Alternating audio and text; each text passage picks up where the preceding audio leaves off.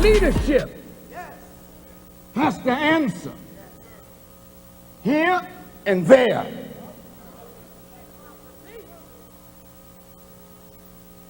If you love the country more than you love comfort,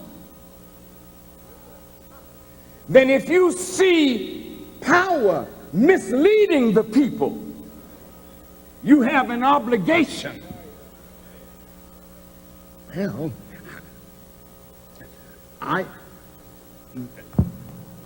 they might call me a terrorist.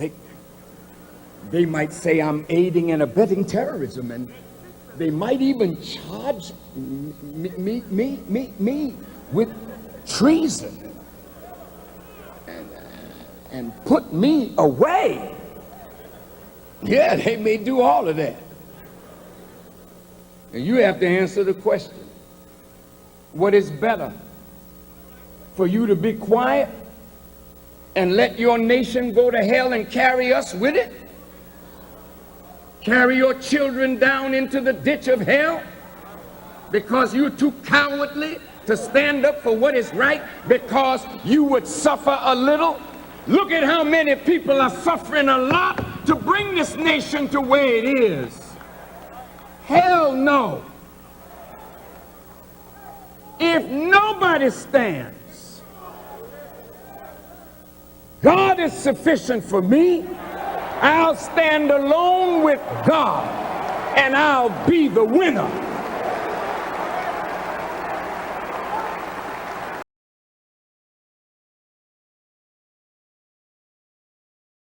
What's up, y'all? Super Mike 2164. Let's talk Taliban. The Taliban at it again. Afghanistan. This here is way deeper than what we see, but that's only because we don't listen to earlier voices. Now, the thing is, I'm listening to people when they talk. They got the Taliban all over the place, and the Taliban are pretty damn smart. They flooding social media back. They're talking about, oh no, we want them to go to school. We want them to, we won't kill you. Just stay. They want them traitors. They want them traitors, boy. They want to suffocate their asses. But why not?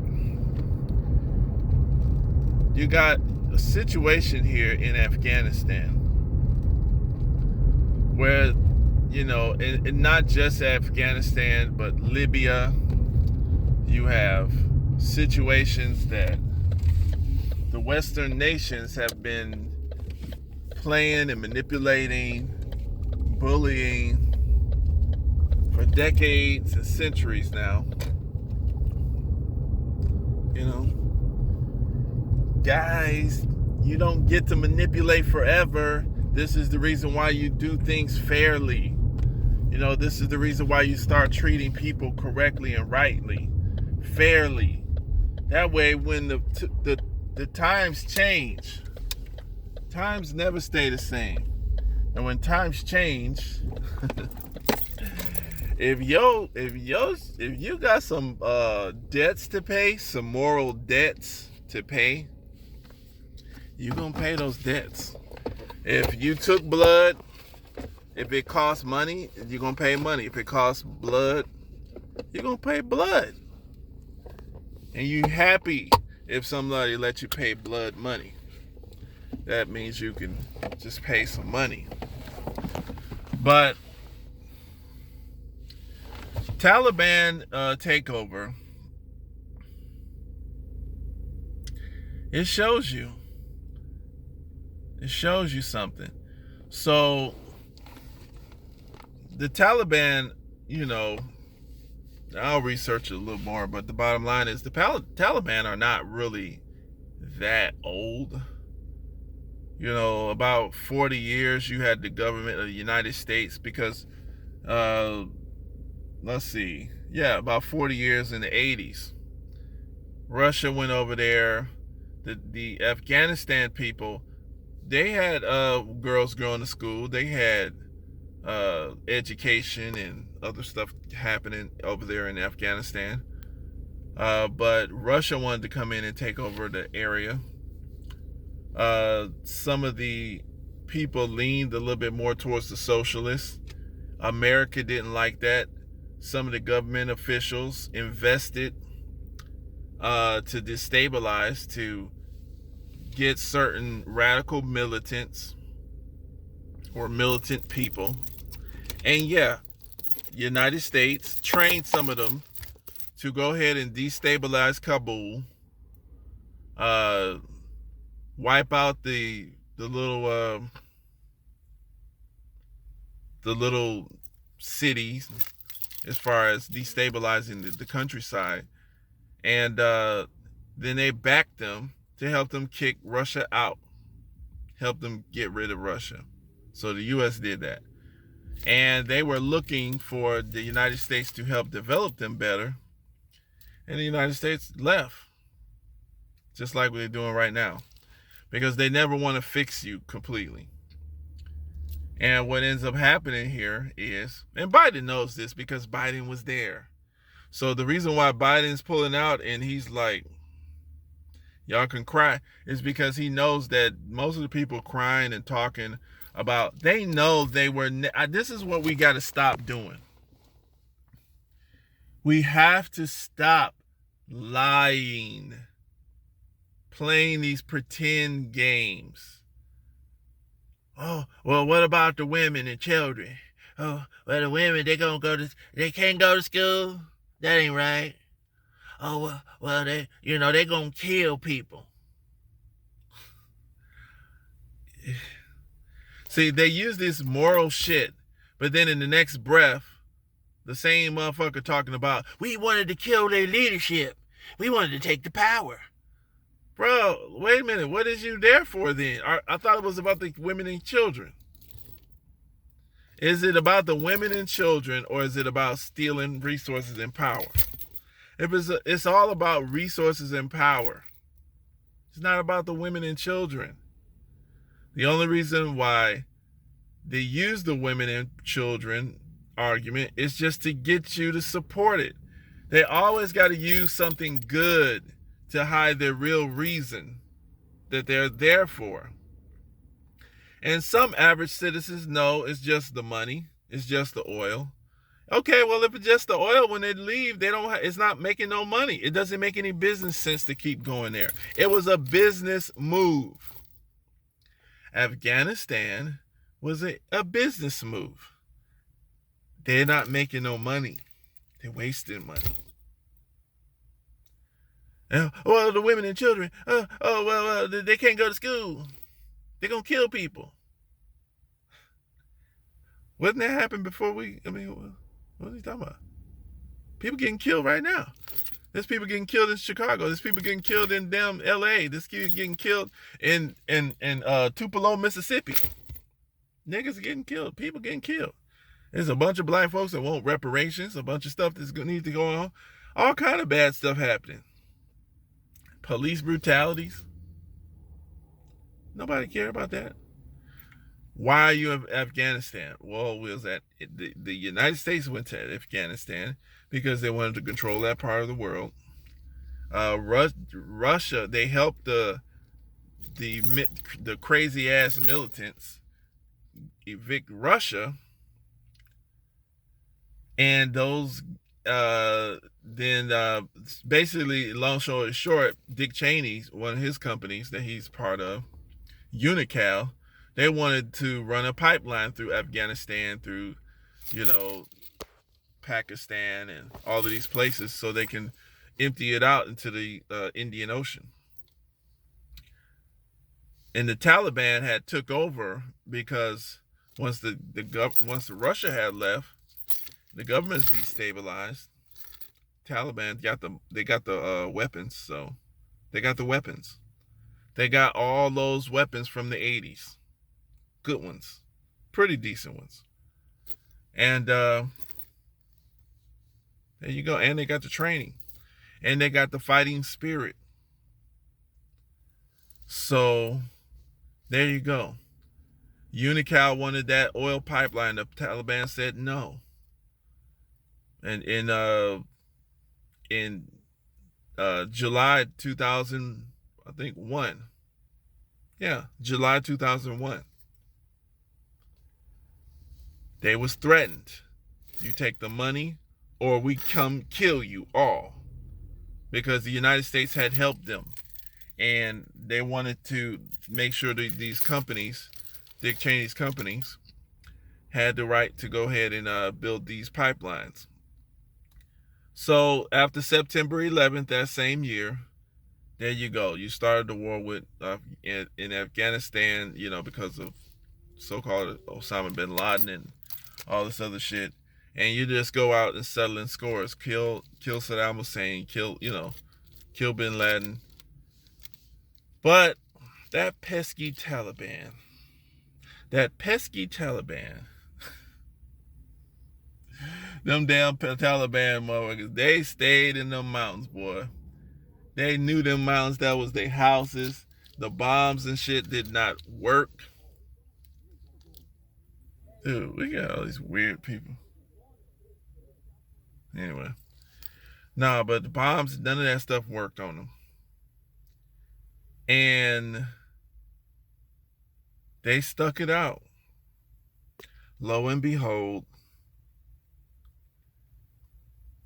America can't do it no more because China's on the rise. While you were wasting all your money in Afghanistan, China was on the rise. While you was wasting all your money in Afghanistan, in Iraq, making money, helping the oil companies make moves. While you was doing that, your gas prices flipped up. You know what I'm saying? And Russia was inventing new bombs. Everybody was trying to advance their civilization while y'all was wasting money fighting wars all over the world. Instead of building a super speed, high speed trains across the country that you could have been doing, instead of increasing and bettering the education and making sure that the culture was good. Here, stabilizing the cities. Nope, you didn't do that. You don't want them. You want them poor blacks, them poor whites, to be broke as fuck.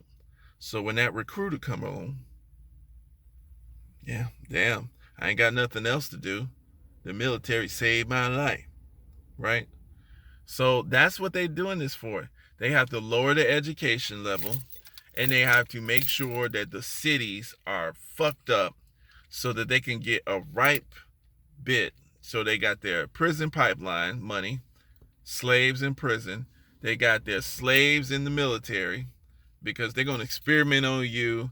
And damn, they got your whole life because you sign it away. You are their property, your government property. They can do with you as they will. You're just expendable. Your life is theirs. So of course, that's what it is. And but now it's not making economic sense. So Biden pulled out. I think it's too late though, because I think the country is fucking fucked over. White decline here, you got people over there dying. Biden don't want no more white people dying over there. He don't want. This is the first year of white decline, actual decline. Biden cares about that. He's an old white man. His whole legacy is in preserving his country, his heritage. Take him out of harm's way. Bring him home. Bring him home. There's jobs here. There's a lot of shit to do. A lot of fucked up cities. Invest that money in these cities. Invest it here. That's what you got to do. You have no hope unless you do that. That's what Biden said. This nation is doomed. And Minister Farrakhan said it best. So I'm going to let y'all listen to the minister. He said this right after that, 20 years ago. after September 11th. Y'all keep sleeping on Minister Farrakhan. He told us nothing but the truth. If you want to know what's going on and what to be doing, I suggest you get those tapes and start listening to Minister Farrakhan. If you really want to know what's going on and who's going to win. Because the people who whatever's going to happen is going to happen. You don't have no control over that. But what you do have control over is where you're at, where you're positioning your family so that you can be on the side of the winners. Or if you don't know what's going on, you more than likely you're going to be on the losers because you're going to fall for every stupid trick. All right, y'all. Peace. Love you. Press the thumbs up. Share the message. Make a comment. Let me know what you thought. Peace.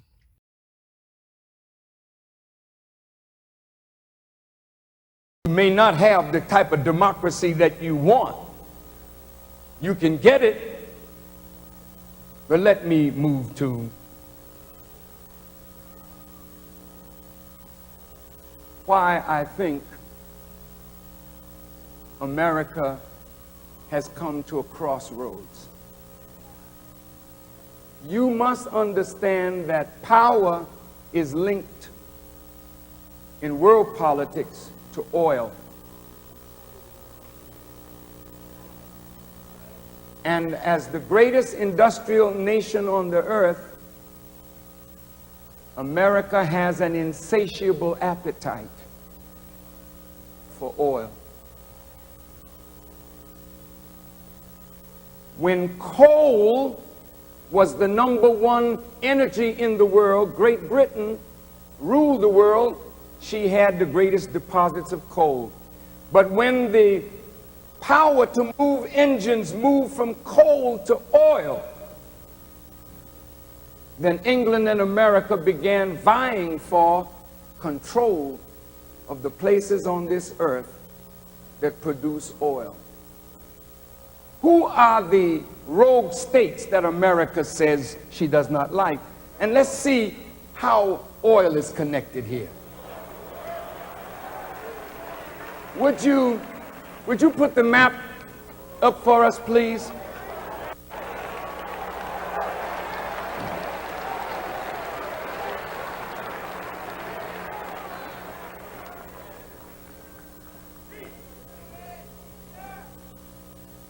Now, I want you to point to Libya in North Africa.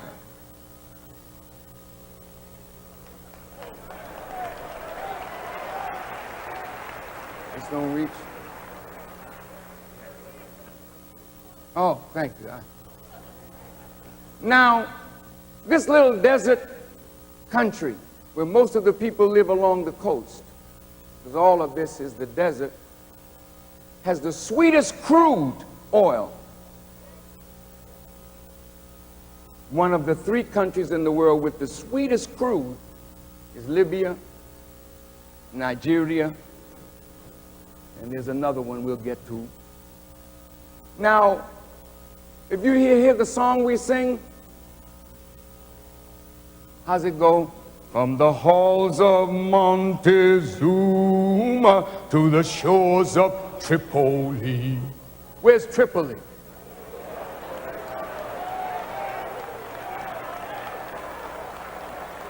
We will fight our country's battles on the land and on the sea. What are you doing over here?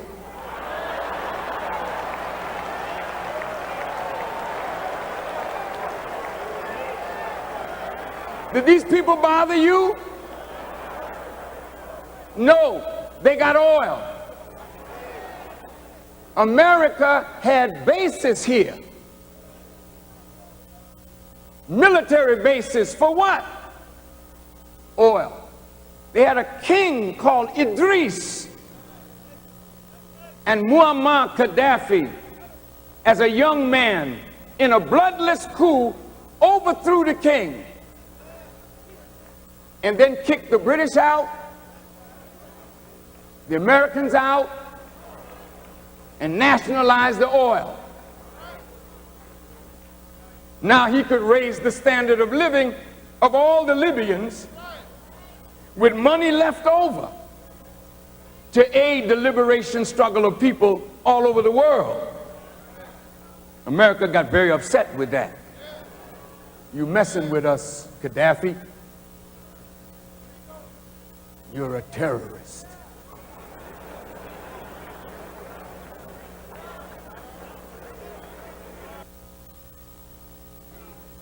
Show us Iraq. Here it is. Now, Iraq has a lot of oil. And next door is Iran. A lot of oil. So in Iran, there was a man by the name of Mohammed Mossadegh. And he nationalized the oil. He's a bad man then to America and England. Why was he bad? Because he wanted to use the oil to raise the standard of living of the Iranian people. What's wrong with that? Nothing wrong with that to our eyes. Something was wrong with that to the eyes of the rich and the powerful. So they organized a coup and overthrew him and placed a man on the throne called the Shah of Iran, Reza Pahlavi. Now, as that was their man in Iran, they gave him weapons, modern planes, but he was a Muslim, but he was not deep in the religion. So under him, the religion suffered. So the people that wanted their religion to come back to purity started organizing. The leader of that was Imam Khomeini. He found a home in Iraq, then he found a home in France, and then they overthrew the Shah. When they overthrew the Shah, they brought him back from France. He becomes the leader of Iran, angry with America. So they're upset with him. Okay, what do you do about it, America? I'll tell you what we're going to do. Show me the map of the Middle Eastern part of the world.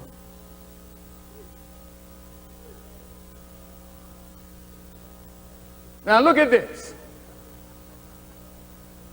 Here in Saudi Arabia, they got a whole lot of oil. So President Roosevelt, he struck up a good relationship with the king. And Aramco had access to all this oil. The kings lived well, but they did well for their people, but it was no democracy. America don't care nothing about that. Just keep pumping the oil. You know, every one of us has somebody in our family that is a victim of drugs. Do you? And you know something about a drug addict? It's your son, it's your daughter. But ooh, they become artful liars. I mean, they can make up the fanciest stories just to get money to get to the drug. If you don't give them the money, when you turn your back, your fur coat is gone. When you turn your back, this is gone, that is gone. They become thieves, and then soon, if they get real bad, they become murderers. You know, America is an oil junkie.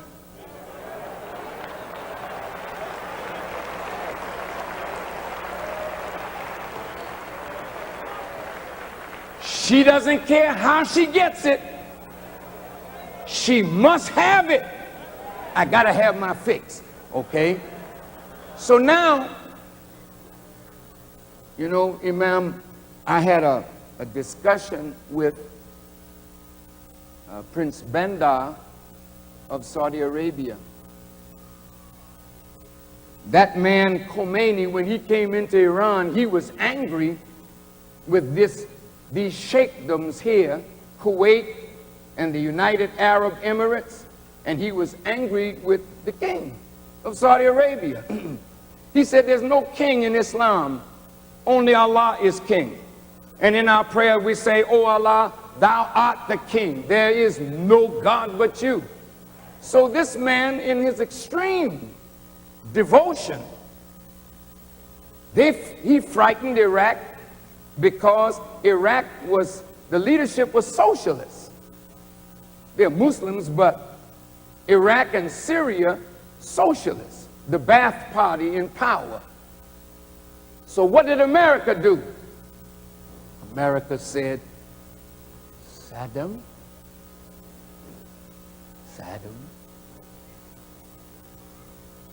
we will give you money and build you into a great power as a bulwark against Iran. Prince Bandar told me that the Saudis gave to Hussein $80 billion to build him into a military power. If he has weapons of mass destruction, where do you think he got them from? He started spending the 80 billion. He spent it with France. France built him an atomic reactor. The day it was finished, Israel bombed it. United Nations ain't said nothing. If they did, it was very weak. My point is, Iraq was a friend of America then, because Iran and Iraq fought a war for 8 years and over 1 million little Muslims died. But after the war was over, Iran military was weaker, but Iraq still had some juice. And that man was tricked. You see this little place called Kuwait here? That used to belong to Iraq. But the British cut this little piece out and cut up all these little pieces. Why you do that, Britain? Britain is like, I don't want to say this and be misunderstood, but you know, I'm not going to say it.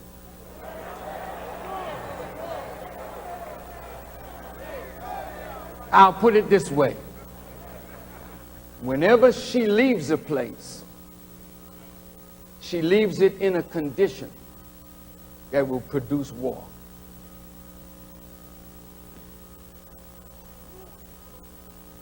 Yes, sir.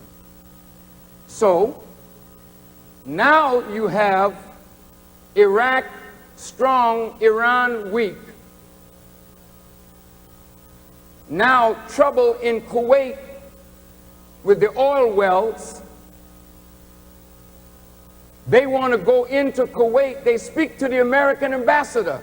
And the American ambassador said, well, we don't have nothing to do with that. So they marched into Kuwait. Then Margaret Thatcher came out of England and went down to Colorado and met with President Bush. The next thing we know, Saddam, you have to get out of Kuwait.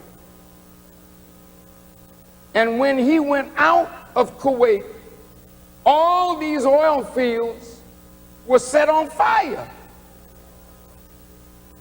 Guess what? The billions of dollars that the United Arab Emirates and the Kuwaitis have in banks in America, they had to pay American companies to go in, put out the fire. In the Congress of the United States, I read where some congressperson said, this is the first war we had where we made a profit. Because all the richness of Arabia, Kuwait, and the Arab Emirates was darn near drained from them. America put her soldiers there, and Arabia fit the bill.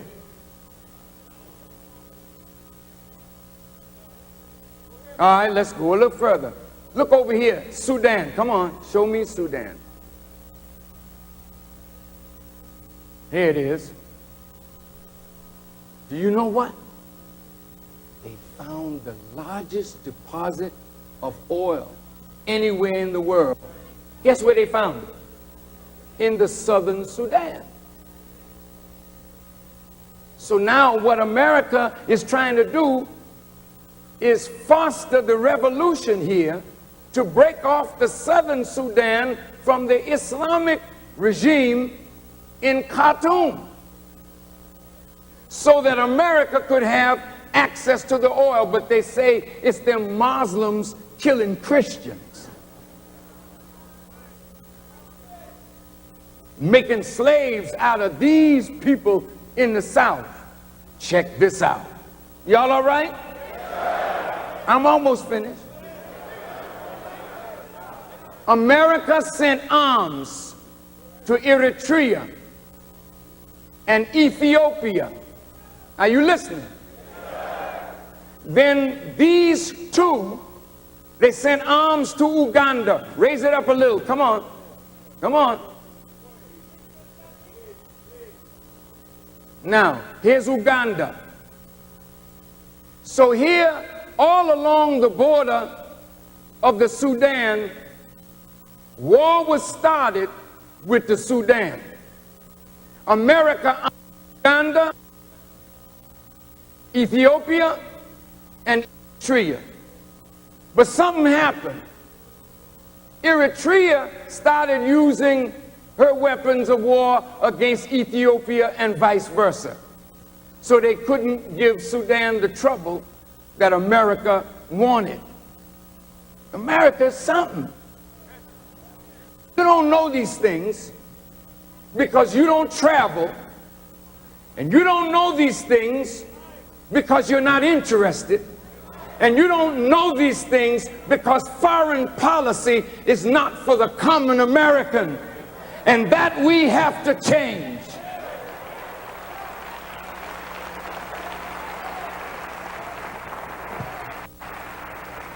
I believe if the American people knew foreign policy would that which is better in the American people. Now let's see. Okay. Now oil is discovered here. They want that. Let's go to Nigeria. Now there's some sweet oil here. Do you know what America tried to do? Tried to separate, I think it's the eastern region, and call it Biafra, which sparked a civil war in Nigeria, causing thousands upon thousands of lives to be lost because of American foreign policy. Are you listening to me? I ain't finished. Let's go back to Afghanistan.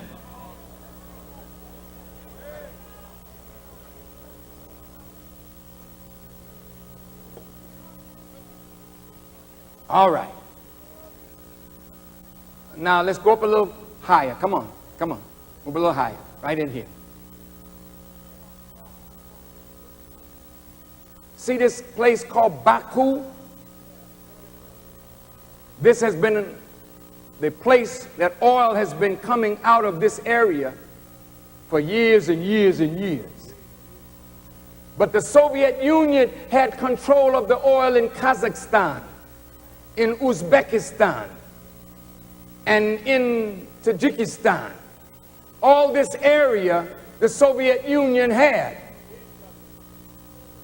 Now, America really something foreign policy. Let me go. Have you ever heard of Zbigniew Brzezinski? I know you didn't. You all heard of Shaq, though. The great Shaquille O'Neal. John Sally, but we don't know Zbigniew. But Zbigniew got us in trouble. Look at Zbigniew. He was the national security advisor under President Jimmy Carter. Guess what? Show me Afghanistan quickly. Come on, bring it up, bring it up, bring it up. Good, good, good. Afghanistan. Did you know that in the city of Kabul, 20-some years ago, the Muslims, women, they were in government, they were in school, they were in medicine, but something was wrong with Afghanistan. You know what was wrong? The government in Kabul leaned more toward the Soviet Union. They were Muslims, but they had a socialist leaning. America didn't like that. So Zbigniew Brzezinski, an American policy, sent money into Afghanistan to destabilize the government in Kabul. When they brought up and paid for opposition to the government in Kabul, Russia, the Soviet Union, sent their troops into Afghanistan and the war began.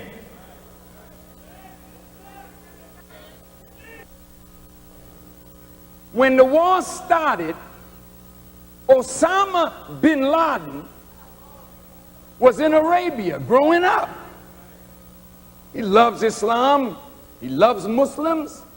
He sees the Soviet Union taking over Afghanistan. Now there's war in Afghanistan to get the Soviet Union out. America says, we're going to back those Muslim mujahideen. So American money, American weapons, trained them, and they drove the Soviet Union out after 10 years of war, which left Afghanistan now in ruins.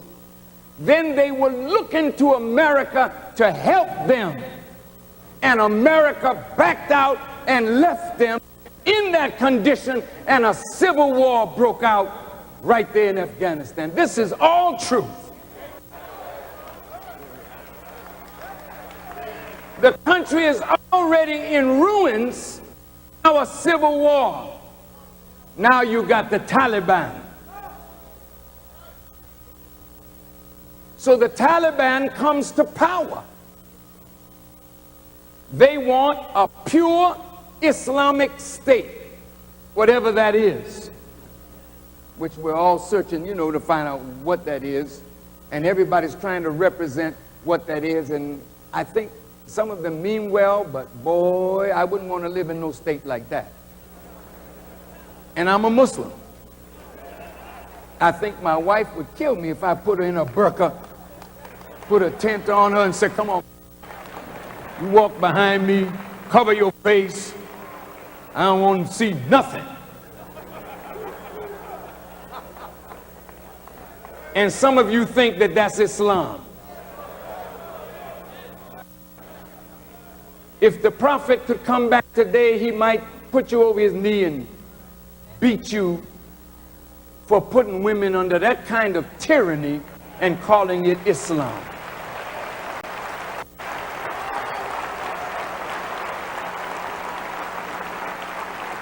We got a big job to do, Imam.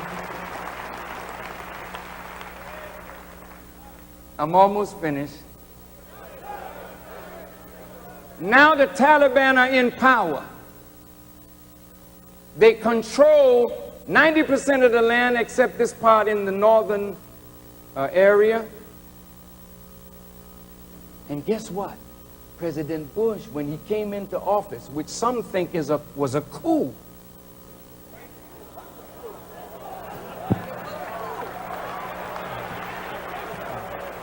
I better drink some water. I didn't say that I think that, but some people think it was a coup. Why is that? Well, Mr. Gore won the popular vote. Mr. Gore didn't win Tennessee, his own home state, and he didn't win Arkansas, President Clinton's home state. So it threw the thing down into Florida. And a lot of trouble there. A lot of black folk didn't get to vote. A lot of Jewish people, they pushed a little something and the Chad fell one way when they wanted somebody else. So those Jewish people were robbed of their vote. The blacks were robbed of their vote. And then all of a sudden, the Supreme Court got involved. They did it all in a civilized way, though, you know. After all, we're a nation of laws and not of men, so these men got together finagling with the law, and the next thing we know, we got a new president. And the country is angry. And on the day that that man was inaugurated, you had the largest protest demonstration in the history of the inauguration of any president. And they were calling President Bush the man that stole the presidency. Y'all forgot that, didn't you? The country was deeply divided until September the 11th.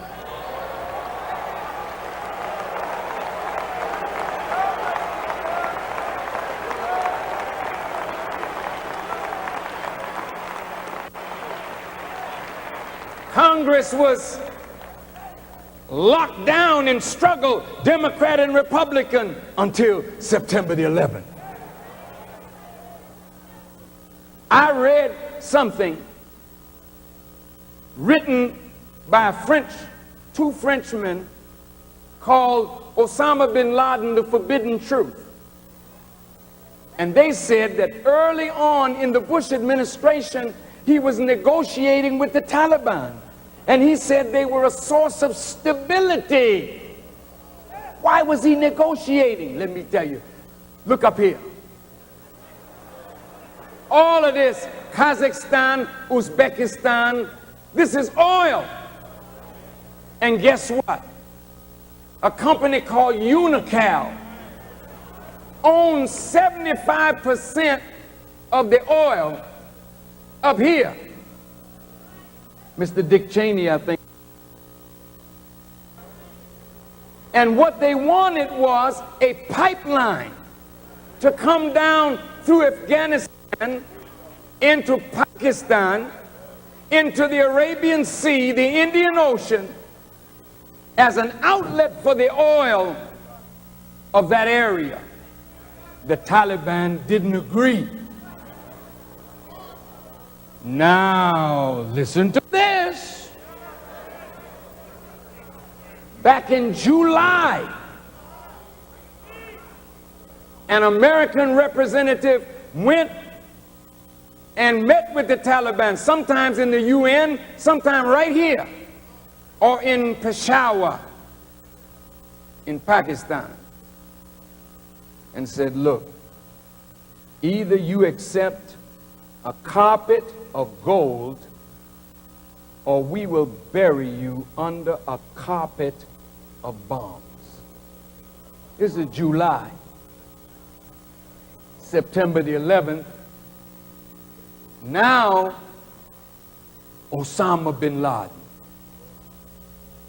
They didn't know nothing the day before. September the 10th, you don't know nothing about no terrorists. September the 11th, 12th, and 13th, they got 19 faces in the paper. These are the guys.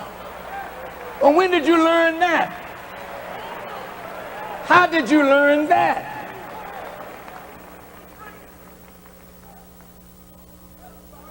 Something is wrong with this picture. Now look at this. Muslims, Arabs got all the blame, sure enough. And they went immediately to the Congress, beating the drums of war. See, we've been attacked. This is a shame. Oh, look at all the Americans that lost their lives. Yeah. President asked for 20 billion. Congress said no, 40 billion. And the big military powers saying, our companies are not going to go down. Now you got to keep that spirit of war up now, see? So you are the pawns in all of this. The media drumming it up. And nobody that had a serious voice of questioning, they cut them off immediately.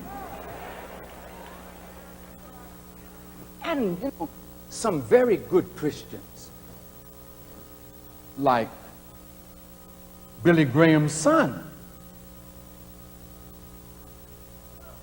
I mean, that's big when you come from Billy Graham. And he spoke something very ugly about Islam. And so did Reverend Falwell. The God of Islam is a God of hate. And the God of Christianity is a God of love.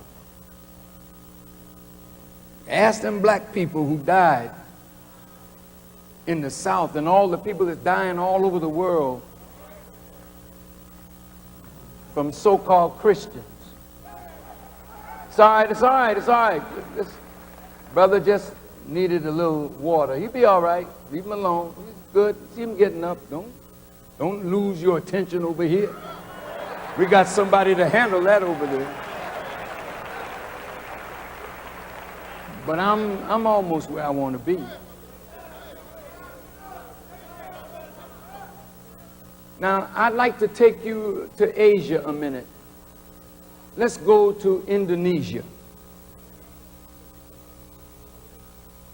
Now, right here in Indonesia, a lot of islands, this is one of the largest concentrations of Muslims in the world. There was a leader here called President Sukarno. He's a strong nationalist. And in 1955, that man, Sukarno, called what is called the Bandung Conference, where all the darker nations of the earth were invited, and no European nation was invited. No white people invited to that at all. Now that sent a strong signal to Europe and America. What are they talking about? That we can't come. Well, they were talking about you. Well, that's what they were doing.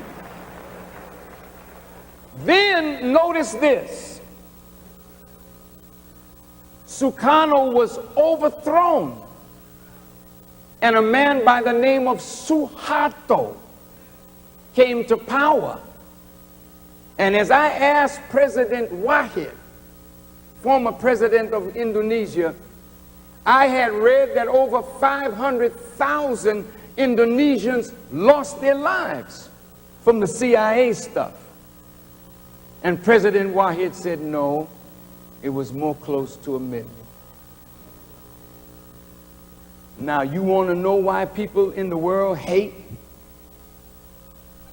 You don't understand the dirt that goes on in your name. And that's why the American people have to be awakened. Am I upsetting you?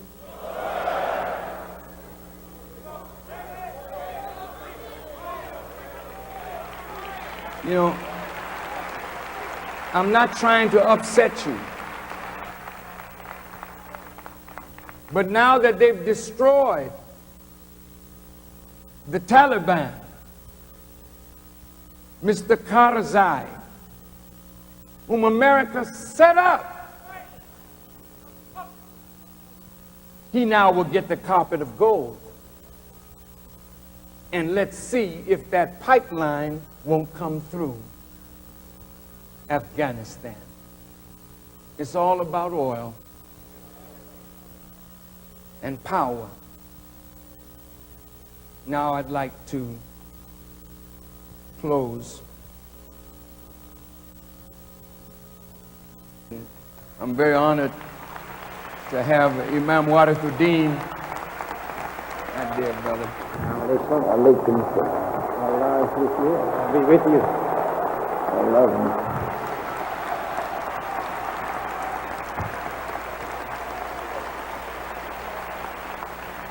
I say that because he can witness if I speak the truth.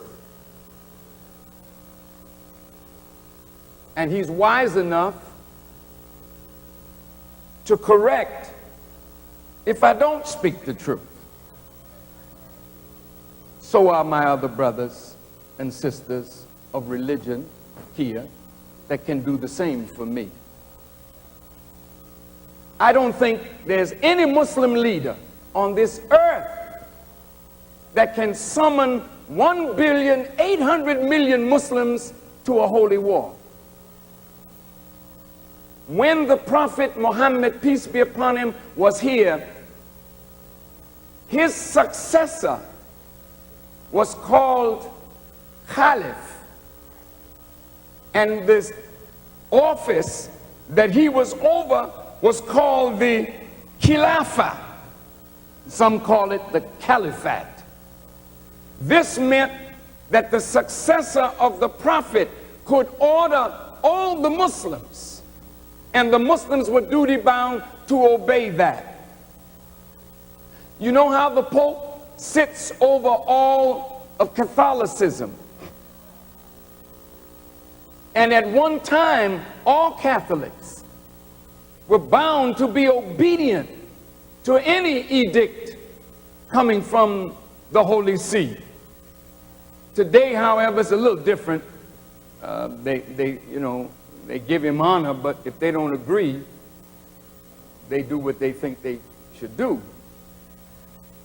But the Caliphate or the Khilafah, we were bound to obey as long as that we were taught or asked to do was in accord with the Quran. We are commanded that we don't have to obey any order if that order is against what God has ordered in this holy book called Quran. See? So when Western powers saw that kind of power in Islam, which would weaken their ability to control the earth, they seized upon our own internal corruption. And with European machinations, they destroyed the Khilafah.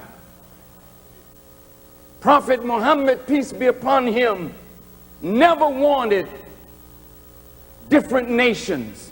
Egypt, Jordan, Syria, Sudan, all these Muslim nations were to be one nation. No borders. When you accept Islam and bear witness that there is no God but Allah and Muhammad is his messenger, you become a citizen of the whole Muslim world. At least that's the way the Prophet envisioned it. But the machinations of the shaitan made us now individual nations that subordinate the injunctions of the Quran